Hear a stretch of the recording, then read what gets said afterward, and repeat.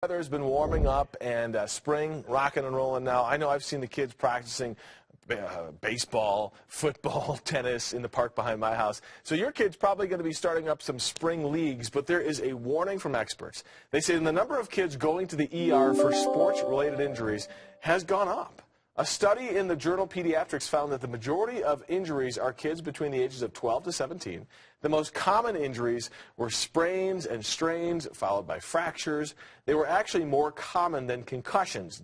Don't get me wrong, concussions are a serious concern, but there's a lot of other concerns that you should be thinking about as well. Dr. Jacob Fletcher from Wellbeing's Chiropractic Family Health is here to share a little insight into this, along with Sydney. High five. How you doing? Good to have you with us. And Dr. Sydney is a prime example of what we're dealing with. She came to you with some issues. Yeah, exactly. What we're seeing is, kids are starting younger. They're playing more sports. Sometimes they're going from one sport to the other sport in the same day. Yeah. And so there's a couple things we need to think about.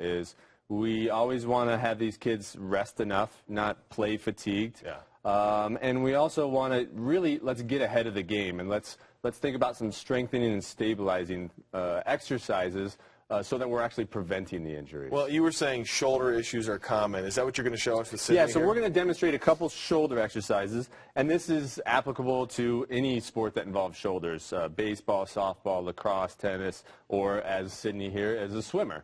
Almost anything, really, when exactly. you think about it. So the first exercise we're going to show, Sydney's got a 3-pound weight here. You could even use like a water bottle or something. So she's going to empty the can, and then she's going to bring her arm up, and that's it. She's going to do that a couple times. Notice how she keeps her arm real straight. Her shoulder's not going forward or up. This is going to strengthen the whole shoulder. And is this something parents might want to get their kids maybe to do?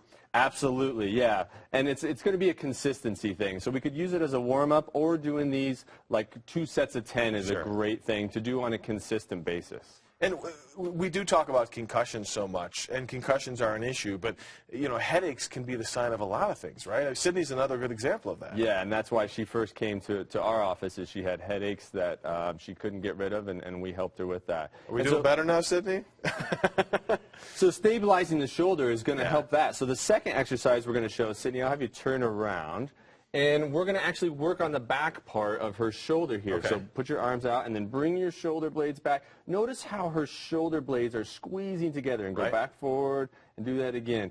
Because this stabilizing the shoulder blade will actually help affect the spine, the neck, those headaches, things that you were talking about there. That's awesome. Is this an issue because kids are still growing, their muscles are still developing, but they're trying to obviously do things that maybe are a little bit out of their range and they don't know that? Yeah, absolutely. And with technology, we've talked about the text neck before. Yep.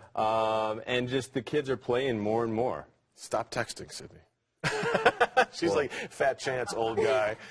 Doctor, thank you so much. Absolutely. Appreciate it. Very good advice. We appreciate it. Sydney, thank you for the demo. You did great, by the way. You get 100%. Nice job. She can keep texting, Greg.